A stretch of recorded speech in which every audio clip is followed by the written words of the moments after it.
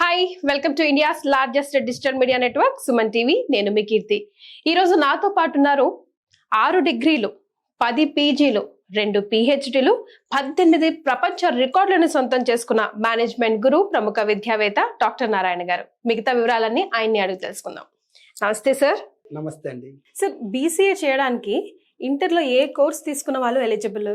BCA degree చేయడానికి intermediate లో MPC, BiPC, MEC వాళ్ళు ఎలిజిబుల్. బీసీఏ అంటే బ్యాచులర్ ఆఫ్ కంప్యూటర్ ఆర్ట్స్ ఏనా? Bachelor computer application. Okay. So మరి ఈ కోర్స్ తీసుకుంటే ఏంటి బెనిఫిట్స్ అంటారు సార్? మన దగ్గర బీసీఏ చేస్తే వాల్యూ యాడెడ్ కోర్సెస్ 5 బెనిఫిట్స్ ఉన్నాయి. జనరల్ గా అందరూ బీసీఏనే ఇస్తారు. మన దగ్గర బీసీతో పాటు 5 బెనిఫిట్స్ ఇస్తున్నాం.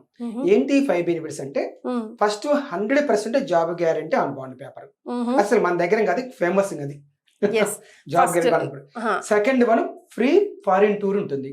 ఎందుకు ఫారిన్ టూర్ వెళ్ళాలంటే, స్టూడెంట్ లైఫ్ లోనే ఒక్కసారి ఫ్లైట్ లో ఫారిన్ కి వెళ్ళి వస్తే కాన్ఫిడెన్స్ స్కిల్స్ డెవలప్ అవుతాయి. కాన్ఫిడెన్స్ స్కిల్స్ ఎవరికి డెవలప్ అవుతాయో వాళ్ళు ఎంతైనా ఏదో సాధిస్తారు. అది తక్కువ అవుతుంది. ఇక థర్డ్ వన్ సరికి మనకు 3 years కి 3 వాల్యూ యాడెడ్ కోర్సెస్ ఉంటాయి. ఓకే. ఫోర్త్ సరికి 6 సెమిస్టర్స్ కి 6 సెక్టార్స్ ఇండస్ట్రీ విజిట్స్ ఉంటాయి.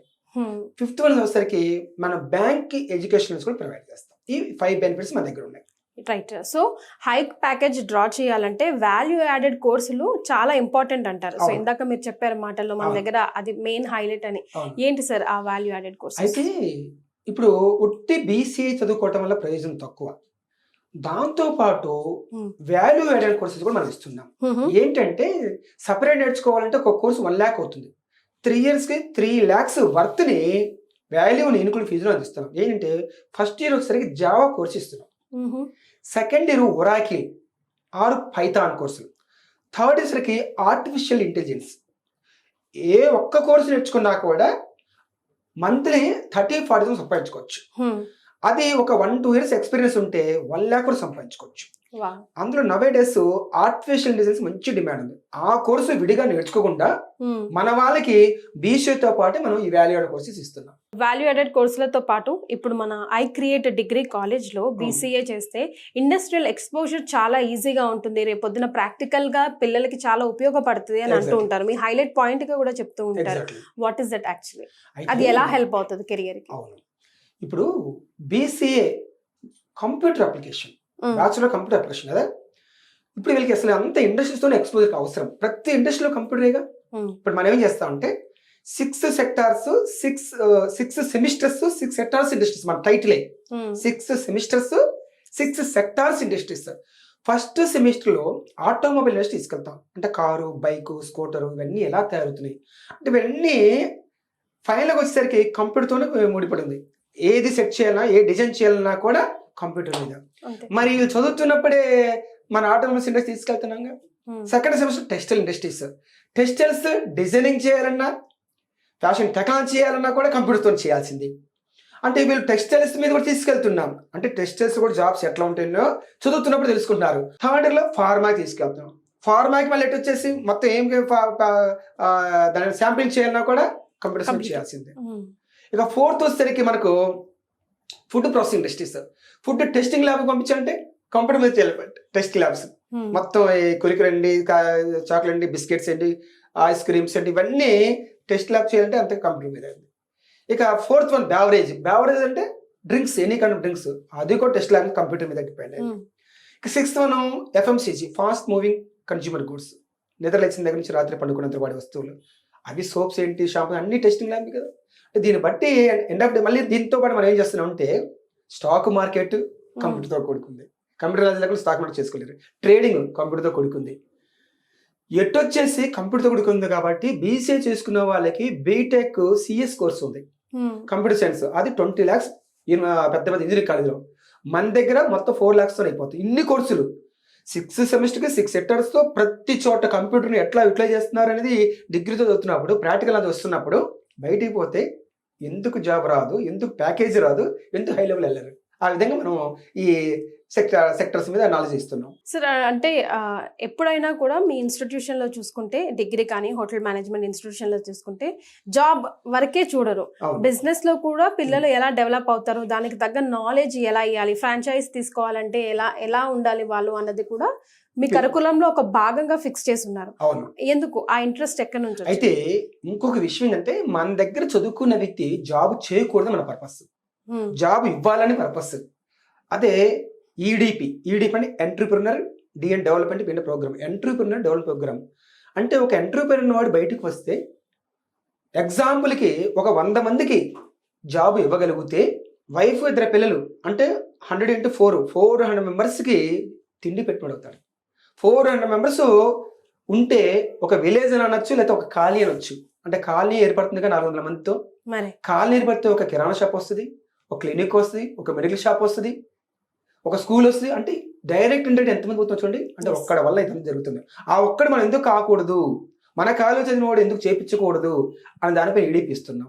అందువల్ల వాళ్ళకి మనం ఏం చేస్తామంటే ఇప్పుడు డైరెక్ట్గా ఇండస్ట్రీ పెట్టుకోలేకపోతే మనం ఏం చేస్తున్నామంటే ఫ్రాంచైజీ పెట్టుకోవచ్చు. ఇంట్రెస్ట్ పెట్టుకోవాలంటే ల్యాండ్ కావాలి, మిషనరీ కావాలి, పెద్ద భారీ మొత్తంలో ఇన్వెస్ట్మెంట్ కావాలని భయపడుతూ ఉంటారు.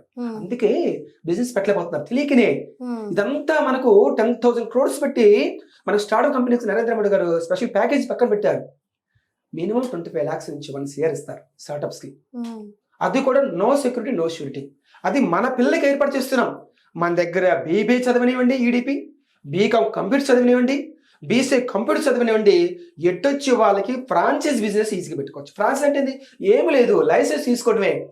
ఆ లైసెన్స్ ఎట్లా తీసుకోవాలి, ఏ ఏరియా, హైదరాబాద్ తీసుకోవాలా, బెంగళూరా, చెన్నై, కలకత్తా, ఢిల్లీనా, ముంబాయా, అహ్మదాబాద్, పూణేనా, ఎక్కడ, జైపూర్, ఇవన్నీ మెట్రోపాలిటన్ సిటీస్ అంటాం.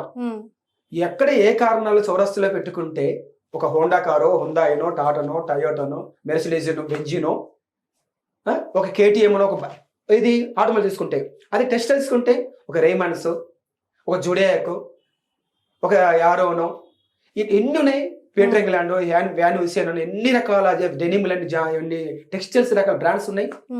అవి ఒక చిన్న షాప్ పెట్టుకున్నా కూడా బ్రాండ్ పేరు పెట్టుకుంటే రేమాన్స్ లేకపోతే యారో లేకపోతే జుడియాక్ మంత్ 3 to 4 lakhs సంపాదించుకోవచ్చు. ఫుడ్ ప్రాసెసింగ్ పెట్టుకోవచ్చు. ఫుడ్ ప్రాసెసింగ్ ఏంటంటే కేఎఫ్సీ ఏంటి, మెక్డోనాల్డ్స్ ఏంటి, ఇవన్నీ ఎందుకు పెట్టుకోకూడదు? 20-30 lakhs కేఎఫ్సీ వాళ్ళు మంత్లీకి, దాన్ని ఈజీ 5 to 10 lakhs సంపాదిస్తున్నారు. మెక్డోనాల్డ్స్ ఏంటి, పిజ్జా హట్ ఏంటి, డొమినోస్ ఏంటి. మరి ఇవి వచ్చేసరికి బేవరేజ్సరికి ఎన్నో రకాల సాఫ్ట్ డ్రింక్స్, హార్డ్ డ్రింక్స్ సరే, అవన్నీ డెవలప్షిప్ ఎందుకు తీసుకోకూడదు? మంత్లీకి ఎందుకు 5 to 10 lakhs సంపాదించుకోలేకపోతున్నాం? ఎఫ్ఎంసీజీ డీమార్ట్ 30-41 crore నడుస్తుంది మంత్లీకి. మినిమం 5 to 10 lakhs ఈజీగా ఉంటుంది. అన్ని పోగా శాలరీస్ ఖర్చులు పోగా రతన్ డీప్ ఏంటి, ఇవన్నీ ఫ్రాంచైజ్ ఎందుకు తీసుకెళ్ళిపోతున్నారు అంటే ఈ చిన్నప్పుడు చదువుతున్నప్పుడు మనం ఇప్పించగలిగితే అప్పుడు స్టామినా కాన్ఫిడెన్స్ వస్తుంది. 30, 40, 50 years తెలిస్తే ఉపయోగం ఏమి లేదు. ఎందుకంటే కాన్ఫిడెన్స్ తగ్గిపోతాయి, డేర్ తగ్గిపోతుంది, ఆ ఉడుకు రకం తగ్గిపోతుంది.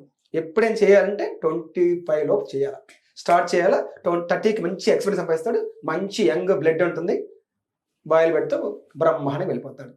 ఆ విధంగా మనం ఫ్రాంచైజ్ పెట్టుకోవడానికి మినిమం 25 lakhs నుంచి 1 crore వరకు నో షూటీ నో సిక్యూరిటీ లేకుండా మనమే బిజినెస్ పెట్టిస్తా ఉన్నాం. ఇంకా స్టాక్ మార్కెట్ గురించి, తర్వాత మనకు ట్రేడింగ్ గురించి, రియల్ ఎస్టేట్ తెలుసుకోవాలి. రియల్ ఎస్టేట్ చదువులు ఏంటి, 10th class పిల్లలు కోట్లు సంపాదిస్తున్నారు, 35 lakhs పెట్టి ఫార్చ్యూన్ కాలు తిరుగుతున్నారు, వైస్ బ్రేస్లెట్లు చైన్లేసి తిరుగుతూ ఉన్నారు. మన వాళ్ళు డిగ్రీలు ఎంబీఏ చేసేసి 30,000 40 lakh వస్తుంది, కారు కొనుక్కొని ఏదో అఫిషియల్గా వెళ్తున్నారు, టక్ వేసి బూటేసి వెళ్తా ఉన్నారు. మన వాళ్ళేమో జాబ్ తీసి వాళ్ళ lakh సంపాదిస్తున్నారు, గొప్ప చెప్పుకుంటా ఉన్నాం.